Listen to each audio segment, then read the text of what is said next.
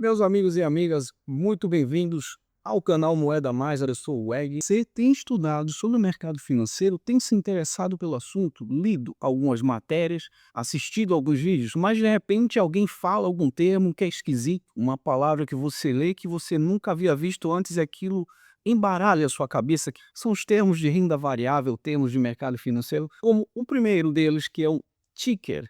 Você já ouviu falar nessa palavra, certamente. Ticker, o que que significa? Nada mais é do que o código de uma ação, de um ativo, de um fundo imobiliário que seja. Quando você quer começar a investir naquilo, você vai lá no seu home broker, você põe dinheiro na sua conta, você faz tudo direitinho e aí de repente você pensa em como é que eu vou encontrar agora isto? Como é que eu vou fazer para de fato realizar essa compra, esse investimento? Bom, lá na sua plataforma, você vai até o menu de pesquisa, barra de pesquisa, vai digitar o ticker, o código dessa ação, que é um misto de letras e números, como por exemplo da Petrobras, PETR4. Vai fazer a sua pesquisa e assim localizar aquele ativo para começar a fazer os investimentos que você queira a partir de então. É muito mais simples do que parecia, né? O mercado tem muito desses termos em inglês e às vezes fica um pouco incomum para quem está começando nesse modo dos investimentos. E vamos então falar do segundo termo, um termo muito comum, também muito comum, que é o termo chamado papel. O papel, qual papel? O papel. Ah, O que que são papéis de uma empresa? E por que que esse nome? Papéis são as ações em si, os direitos que você adquire sobre aquele ativo. Antigamente, quando não existia essa tecnologia toda, home broker no telefone, o pessoal usava um papel, um certificado mesmo, que era para comprovar o seu direito àquelas ações, àqueles ativos que você havia adquirido através da negociação. Por isso, permaneceu o nome papel. E agora você entende quando você diz que alguém comprou papéis da Petrobras, você pretende investir nos papéis da Petrobras. Pronto. São sempre relacionados quantidade de ações, de fundos imobiliários, o que sejam, que você adquire daquela empresa, daquele ativo.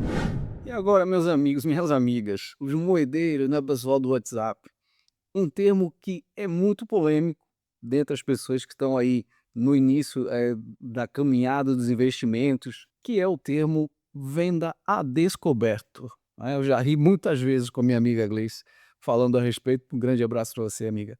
Que é um termo que gera muitas vezes uma dúvida nas pessoas.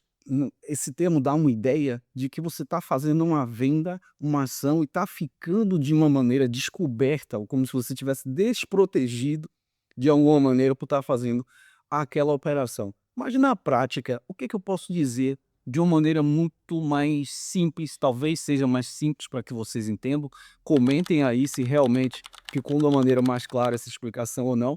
E se assistiu até aqui, por favor, deixa aí o seu like, que é muito importante para o canal. É uma compra que você está fazendo de uma maneira invertida.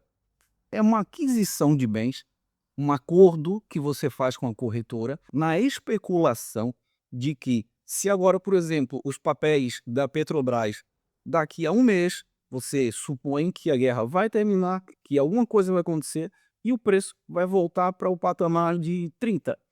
Então, aquela diferença de R$ 10 vai ser o que você vai ganhar por cada papel que você adquirir nessa operação. E por que que é chamada a descoberta? Porque você não tem propriamente aqueles ativos. É uma operação que a corretora faz junto contigo, é como se o tempo tivesse retroagindo e você estivesse vendendo primeiro e comprando depois. Quando você compra ao final da operação, aquela operação é cancelada, é anulada, é finalizada, porque vendeu mais caro quando estava a 40 e depois você comprou a 30. É como se você voltasse no tempo, tivesse comprado a 30 e agora você estivesse vendendo a 40. Uma ressalva que eu faço a respeito da venda a descoberto é que algumas corretoras, algumas plataformas não disponibilizam esse tipo de negociação. Já aconteceu comigo e o que eu percebi é que muitas vezes também você tem uma plataforma onde você faz day trade, você precisa desativar a opção day trade antes de realizar uma venda descoberta, principalmente com ações. É uma dica que eu dou porque eu já passei por isso, já tive essa dificuldade e fui lá e desativei essa opção e funcionou normalmente.